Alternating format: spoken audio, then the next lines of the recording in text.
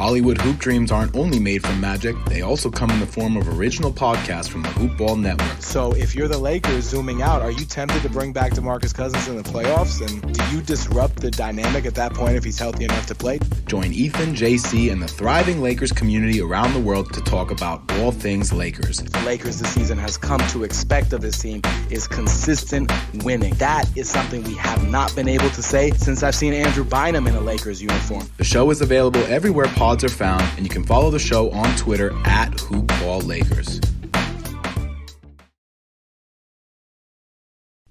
The following is a Hoop Ball presentation.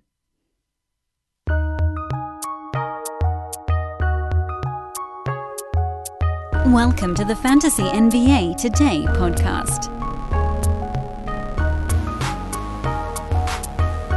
I should be excited. I should be elated right now. I really should be. I'm a Los Angeles sports fan that gets to do a sports podcast the morning after the Lakers and the Dodgers on the same day win a playoff game. Something that has... This is what happened. I moved my microphone. You hear that loud whirring sound? This is what happens. That occurrence might be but for... Well, maybe it could happen again, I guess, in tomorrow, day after, whatever it turns out to be. But this is something that I may never experience again in my life. So I should be elated right now. And yet, I'm actually a little bit annoyed because the NBA narratives coming out are so lazy. So lazy. And we'll get into that in a moment. This is Fantasy NBA Today. Hold the fantasy. You guys know the drill. We're not doing fantasy talk right now. We're doing playoff talk. It's playoff chat. I'm Dan Bespris, at Dan Bespris, DanBesbris on Twitter. This is, of course, a Hoop Ball presentation. Hoop-ball.com. By the way, brand new episode of the Hoop Ball Lakers podcast dropping first thing this morning. You guys probably should have seen that one coming. Ethan and JC breaking down the Lakers' victory, and LA now 3 wins away from an NBA championship. But, all right, let me dive into a few different aspects of what went on last night. Number one, Lakers took a 1-0 series lead over the Heat, 116-98, a game that actually wasn't even as close as the final 18-point margin would indicate. The highlights or lowlights of the game, the Heat found themselves getting beat up. Goran Dragic tried to pivot and blew out the bottom of his foot. A torn plantar fascia is what we've heard already, so he's probably done for the series. I don't know how you play through something like that, although if memory serves, I think Pau Gasol once had a partially torn plantar fascia, and they said, like, look, you can either just play and see what happens or get surgery or sit on it. So I'm thinking he's probably out. I don't know. I mean, it seems like a really bad idea to try to play basketball with that. You're not helping your team at that point. Bam Adebayo hurt his shoulder. It sounds like he's going to try to play through it. Jimmy Butler turned an ankle, and he ended up coming back to the game and playing through that. LeBron James hurt his shoulder when Jay Crowder yanked him to the floor. Anthony Davis is playing with a sore heel. Danny Green got socked in the mouth. Certainly from an injury standpoint, the Heat took it worse because it sounds like they're going to be without their third most important player in Goran Dragic. That said, that's not why the game yesterday went the way it did. Tyler Hero shooting 6 for 18 was a big part of the goofed up puzzle, and Bam Adebayo being completely neutralized even before he got hurt. He was ineffective and fairly useless in that game and just ran up against like the souped up version of himself in Anthony Davis and the rest of the Lakers' giant front court. That's the story, because Jimmy Butler was actually pretty good. Jimmy had 23 and 5 with a couple of steals, hit his 5 free throws. He did his normal stuff in 33 minutes. He didn't get a ton of playing time. This game was a pretty round beatdown. The rest of the Heat didn't really do their part. Jay Crowder actually was okay. He had 12 points and hit 4 3-pointers, but the rest of the Heat did nothing. They got nothing out of the rest of these guys. But then here's what got me irritated, because I get there's the And I'm on board with this thing. I would rather see a healthy finals. Even as a Laker fan, yeah, sure, if Miami loses a guy, that makes it easier for the Lakers to win. That's not the way I want to see this series go. I want to see the Lakers win straight up against the best punch the Heat can throw. And prior to the injuries in yesterday's game, prior to the injuries to Dragic and then to Adebayo, that's what was happening. And the Lakers were winning pretty robustly anyway. Now, admittedly, it was just one game. The Lakers also were shooting the lights out from 3, so who knows what that exact moment might have been on another day. But this wasn't a game that was decided by the injury. So please don't let that cloud your assessment of what happened yesterday. It may play a role in what happens going forward. Because if Adebayo really does have a messed up shoulder, and the Lakers have already game planned for him specifically, he's going to have a really rough series. And that will obviously make things easier on the Lakers from this point on. But it's important to look at yesterday's game for what it was. And that was it was schematic dominance. It was schematic dominance similar to what the Lakers did to Portland and Houston. I actually never really felt like the Lakers schematically dominated the Denver Nuggets. The Nuggets had an offense that was basically unstoppable. The Nuggets' offense was basically unstoppable because they could get their switch, and Jamal Murray was punishing big guys with his crazy shot making, and Nikola Jokic was punishing little guys because you can just shoot right over them or back them down or make the right pass if a double team comes. No one was really stopping the Nuggets. The Lakers were just like, look, our best plan of attack, and they did this in the last 2 games against Denver, our best plan of attack is to just play them straight up, see if we can figure out a way to get better defenders for us, the Lakers, in that pick and roll, such that, we have sort of like in between, the tweeners can get involved in it, where instead of Jokic being able to back down Rondo, he's backing down, I don't know, Danny Green, LeBron James, someone a little bit larger. And similarly on the Jamal Murray front, instead of having him going after Dwight Howard, maybe you have him going after Anthony Davis or LeBron or Kuz, or someone who's just a little bit lighter on their feet than the biggest man that is on the opposing team. And that actually worked. It slowed the Nuggets down because it didn't let those other guys get involved as much, and ultimately holding Denver to only 107 points in that clincher was actually a pretty good story because Denver shot 42%. And I get it. In that game, Jamal Murray wasn't 100%, but, you play 45 minutes every single game. Inevitably, you're going to get a little bit beat down. But those last 2 games, Lakers-Nuggets, those were the ones where the Lakers were like, look, we're not going to stop you. We just have to try to bring your efficiency down from an offensive rating of like 115 to like 105. And that's what they did. And Jamal Murray made a crap ton of difficult shots in Game 4 of that series, remember, or they wouldn't have broken 100 in that one.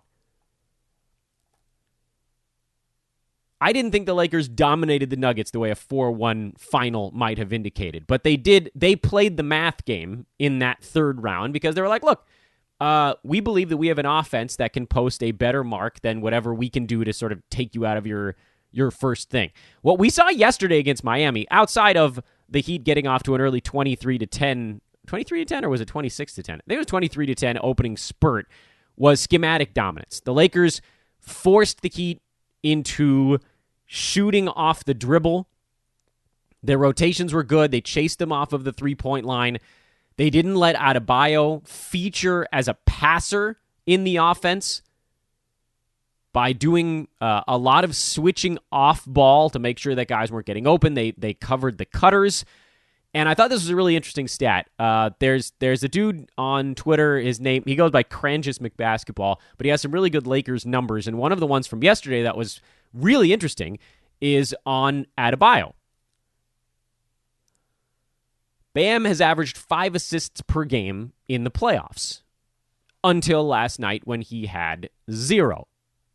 But if you're thinking it's fluky, it's because in previous games, he had averaged 11 potential assists per game, meaning that his pass was leading to a good look at a shot, and his teammates were converting roughly 5 out of 11 of those potential assists. Last night, And admittedly, he only played for about 2.5 quarters, so, a little bit more could have been coming. He only had one potential assist in 2.5 quarters, where on a normal game, he'd be around 6 or 7 or more. Only one. The Lakers schemed. Their game plan was keep Adebayo from being a facilitator. If he's touching the ball, make him score past you. Make him feature his own offensive game. Make Jimmy Butler take 3-pointers, which he made a couple early in the ballgame, and he did ultimately have a nice ballgame. Make Jay Crowder beat you after putting the ball on the ground. And he hit a couple of threes, and some of the issues for the Lakers early were that they didn't really have the speed the first 6 or 7 minutes of the ballgame, and then they kind of settled in. Make Tyler Hero beat you off the dribble. Because the Lakers have the rim protection to deal with this stuff. If somebody gets past an initial defender, they have guys that can protect the rim. There really aren't that many easy looks against this Lakers team. And so what they did in terms of game planning and utilizing those days off between series is the Lakers took away almost everything that the Heat wanted to do in their initial attacks. Jimmy Butler beat the Lakers by making shots. You're going to have to do that. A lot of guys are going to have to do that to beat this Lakers team.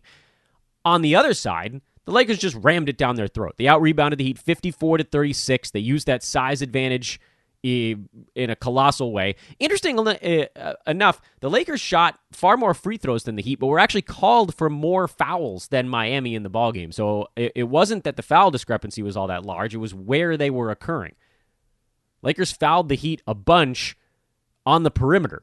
They fouled guys attempting, seemingly, I saw a couple for Alex Caruso in the game that he vehemently disagreed with, where he was just bumping guys near the three-point line, but they weren't shooting.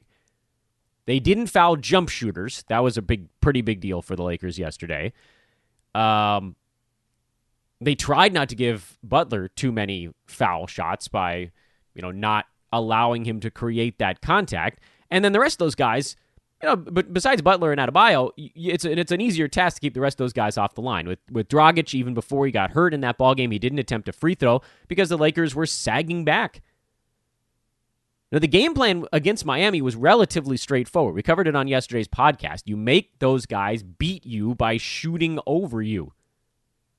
Miami is most effective when they can get going towards the rim for dump-offs, lobs, kickouts to the three-point line. If you play what basically amounts to drop coverage, if you let guys sag back a little bit and just chase Duncan Robinson off the three-point line, and Tyler Hero, by the way, those are the guys where you make sure you get up on them.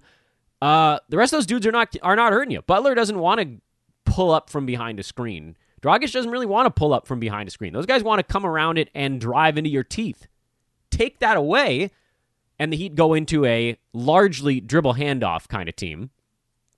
Take that away, and you saw what happened yesterday, which is a beatdown. It was a beatdown. There were some mitigating factors in the beatdown. Because the Lakers went up by 30 at one point in this game. I don't think that this game ever gets quite to that marker if the Lakers aren't as hot from three as they were early in the ballgame. But don't be fooled. The Lakers making some shots early is not why they won this game. They were on their way to winning this game by 25 to 30 points, and then they sort of dialed it down late, as you see in every basketball game ever. It's very difficult to actually keep your foot on the gas when you're up by 30 points. This was a schematic thumping. There's no other way to put it. The Heat didn't take away anything the Lakers were doing. LeBron got switches onto Duncan Robinson, late in the game onto Derek Jones Jr., onto Goran Dragic, onto, at times, he picked on Jay Crowder too. Help defense did help. I mean, the highlights were fine, but on the whole, LeBron just ate him alive. He did some work. Lakers did a lot of work in the post, backing down, passing out of it. LeBron had 9 assists. AD had 5 assists in the ballgame. Who's had actually a couple of decent assists, even if the dude can't really hit a shot. And it was just a beatdown. It was a schematic beatdown. The injuries are going to play a role going forward.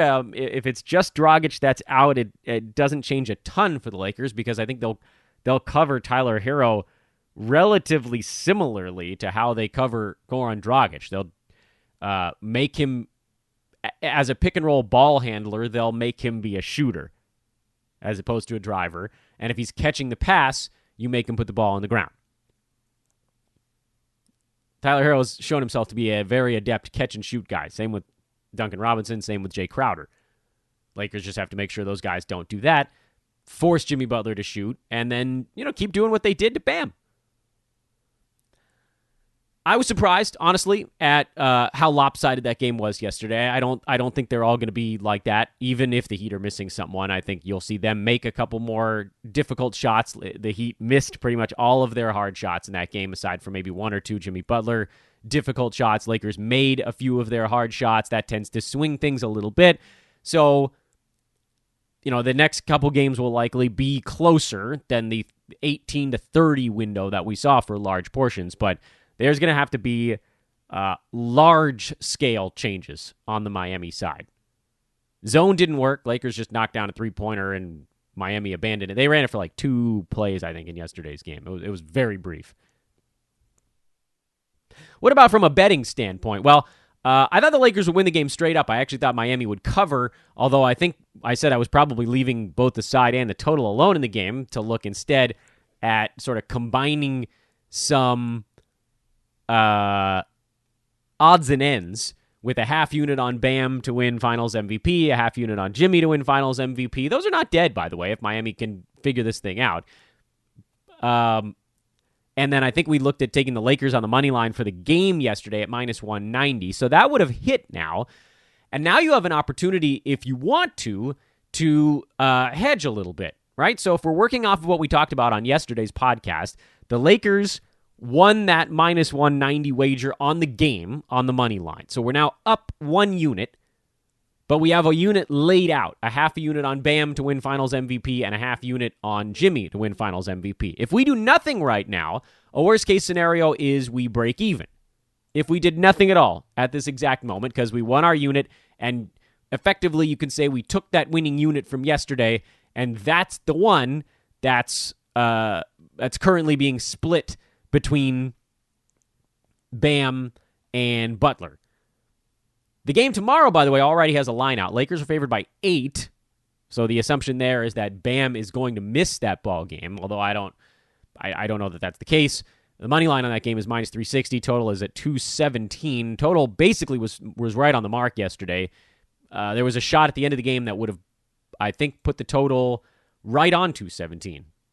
Was it Solomon Hill who took a shot? No, it was somebody else. Somebody else took a shot for the Heat with 5 seconds left, just the end of game, whatever. If that goes in, it's a push. If it doesn't, it went under. And this is ultimately why we left this side in the total alone in game 1. And I said, if you want to put a quarter or a tenth of a unit on stuff, that, by the way, is code for I'm not betting it. So let's look now at some of the other notes on the NBA, because we have playoff series prices updated after yesterday's game, and it has swung dramatically. And this is why it was actually kind of interesting to do it the way we did it, where if we had put a unit on the Lakers series price at minus 360, we'd just have to sit on that. And right now, obviously, they look like a good bet to win the series, but it's pretty crummy to have 3.6 units laid out like that, when instead we went the individual game money line route. We got our unit winnings.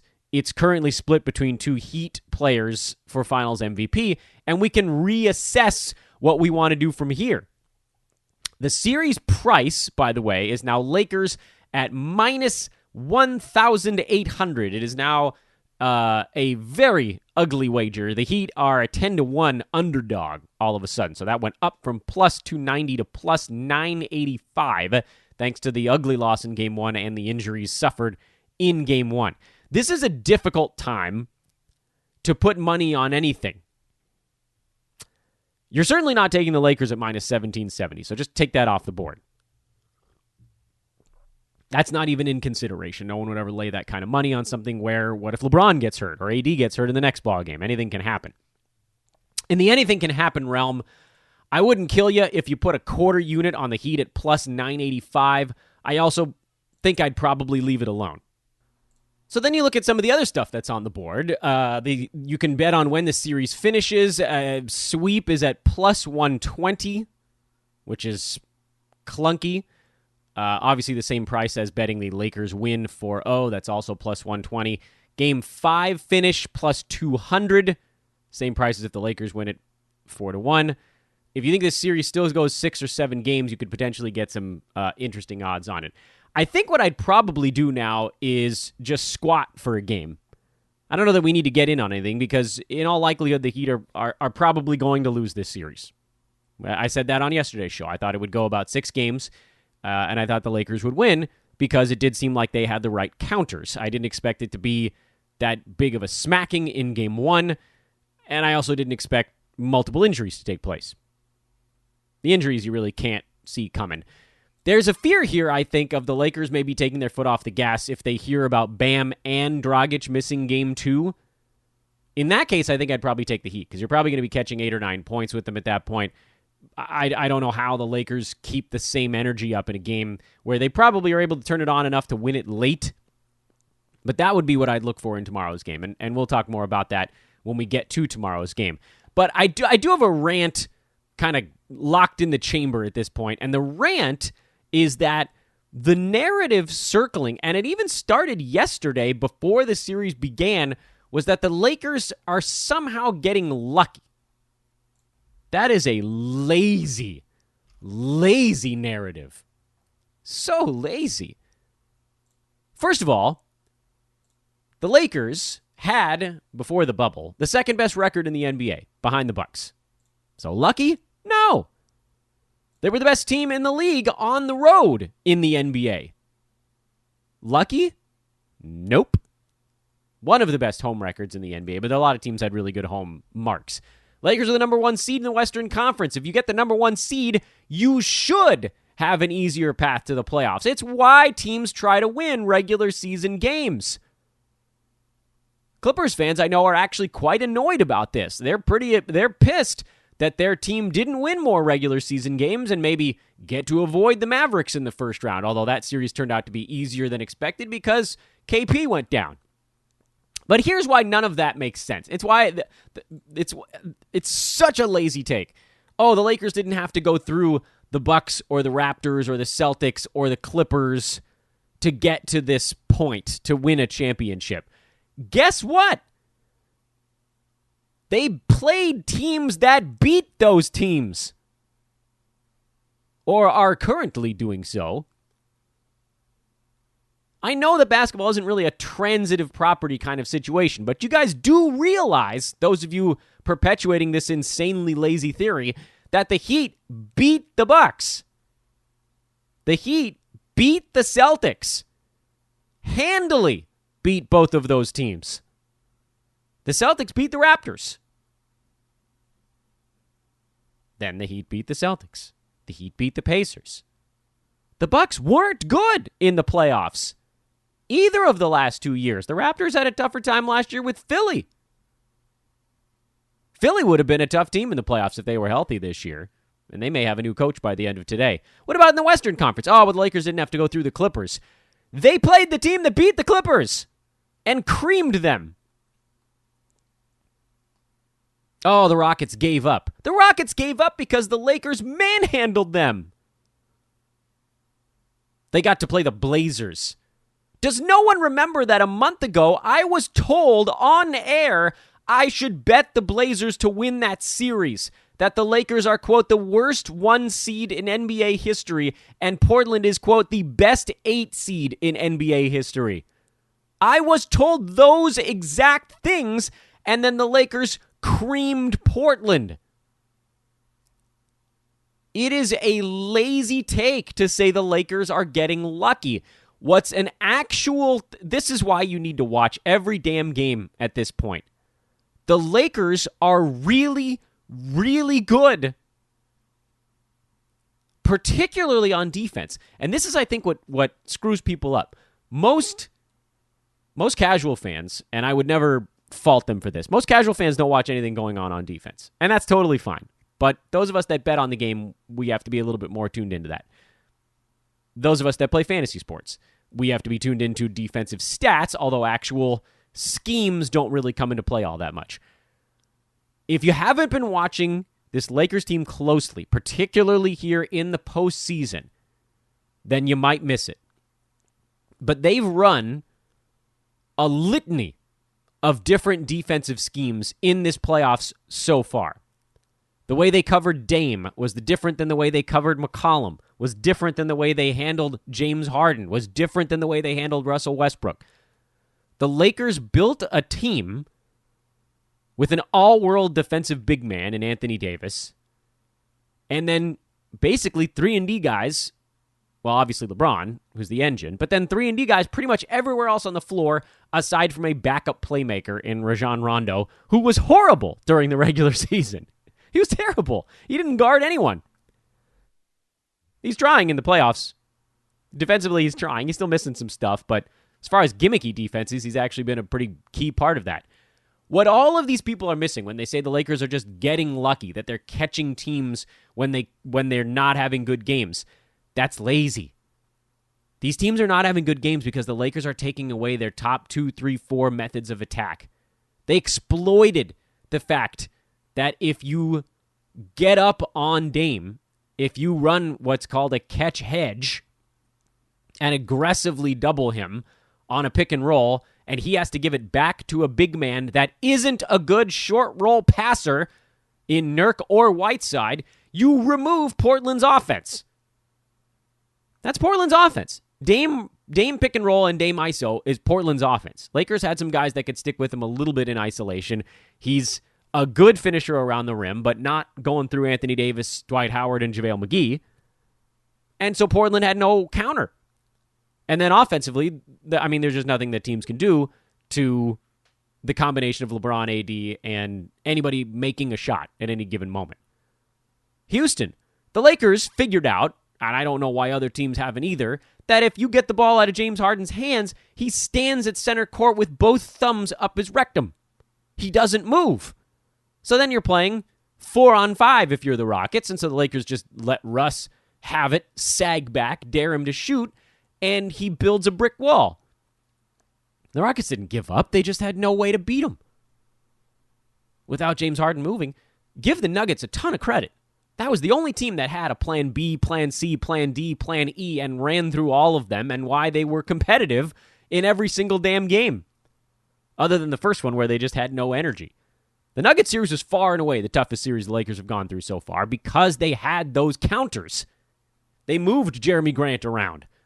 He was big in that series because he was moving. There are ways to try to deal with what the Lakers were doing to teams on defense, but when you take away a team's 1, 2, 3 options, they look ugly. Let me use another example of this, and I talked about it extensively on yesterday's podcast, what the Heat did to the Bucks. Everyone talks in that series about what the Heat did to the Bucks because they won. No one in that series talks about what the Bucks were doing to the Heat. The Bucks actually played pretty damn good defense in their series against Miami, but offensively, they looked like buffoons. Milwaukee looked like they'd never been there before. They had no idea how to deal with the Heat packing the paint. None. No clue. And so Milwaukee wasn't able to score. That allowed the Heat to get out and get some easy ones in runouts. Milwaukee had very few transition opportunities in that series, and they had no half-court offense. But no one's talking about the fact that teams slow other teams down. The Bucks took the Heat out of their initial offense. Boston and Toronto was actually a really good example of that. Both teams took the other one out of their preferred method of offense. It's why it ended up as sort of a dogfight, slugfest, nobody can score kind of thing. The difference between what we are seeing with specifically the Lakers in these playoffs is that no one has been able to consistently counter their offense. The Lakers they're able to slow teams down on the defensive end, and it'd be a totally different narrative if anybody was slowing the Lakers down. Denver did the best job for about 3 quarters, split between about 2 quarters of Game 2 and the first quarter of Game 3. Sorry, wait. Yeah, I think that's right. I may be getting my games wrong. I apologize if I am. The chronology in my brain is all warped. Denver got as close as anyone has to figuring out a way to slow down the Lakers with some pre-rotating on defense, trying to cut off passing lanes. It forced a bunch of turnovers and so forth. Lakers then worked a counter to that, and that's basically been it. It's not luck. And this is what always happens when teams play good defense. It's the same. It's not just the Lakers this year. So I don't want you guys to think that it's just me getting all hot and bothered because it's the Lakers. It's just lazy analysis. Oh, so-and-so team is getting lucky. So-and-so team is getting lucky. It's not that someone's getting lucky. It's that they've completely obliterated what another team wants to do and then can still score themselves so the other team just doesn't get anything easy. Watch the games closely, guys. Don't just go to that lazy narrative. I saw someone on Twitter say, the Lakers are just bludgeoning teams. They're just beating teams up. By the way, the example that was given was Anthony Davis is just shooting over small people in the post. That's not bludgeoning. That's finesse. Shooting over a smaller player, if you're 7 feet tall, is not bludgeoning. Bludgeoning is going through someone. Closest thing we've seen to that is LeBron knocking Jamal Murray down a couple of times in the Denver series. It's not a bludgeoning, man. This is an X-Acto knife. They're carving teams apart, specifically on defense. No one ever wants to watch what teams are doing on defense, but that's where it's happening right now. This is without Avery Bradley, too. Their best on-ball, point-of-attack defender. Watch him closely, guys. Watch what's happening defensively. Watch the off-ball switches. Watch how screens are covered. Watch how Bam is covered if he's playing in the rest of this series. Go back and watch footage of what they did against Houston and Portland. And tell me, were these teams shooting poorly because they just weren't going in? Were they shooting poorly because they're shots they're not accustomed to taking? Get them out of the comfort zone. All right, rant done. My internet went out midway through this podcast, so we're not going to look up any additional stats. But what I will tell you is that everything we've brought to you on this show is brought to you by our buddies at mybookie.ag. Open up an account right now. You can look at some of those crazy series prices and exact results and exotics and other things that are floating around out there on this NBA set. You can also get in on NFL, MLB playoffs, tennis, college football, MMA, golf, NBA 2K. You can bet on esports, soccer. You can play blackjack in their casino. They got it all, man. Promo code is HoopBall, HOOPBALL. Thank you, by the way, to everybody that's been signing up over at mybookie.ag. This continued partnership is powering the locomotive, and you guys are a big reason why. Minimum deposit $25 with Bitcoin, $45 with credit card. And with the promo code, you unlock a 100% deposit match bonus if you want to use it. And if not, that's fine too. We, of course, will continue to watch for Odds Boost. We'll never miss one of those bad boys. Free money. And in the meantime, we'll keep handicapping these NBA games. No plays yet on this Friday card. We'll wait and find out on tomorrow's show. We'll talk more about it when we get news on who's actually playing for Miami. And if we don't get that news, you should probably leave it alone. Enjoy another massive day of baseball playoffs. Back at you tomorrow morning. We'll break down Game 2, Heat and Lakers. Lakers 1-0 series lead. This is Fantasy NBA Today, a hoopball presentation. I am Dan Vespris. Have a great Thursday. So long.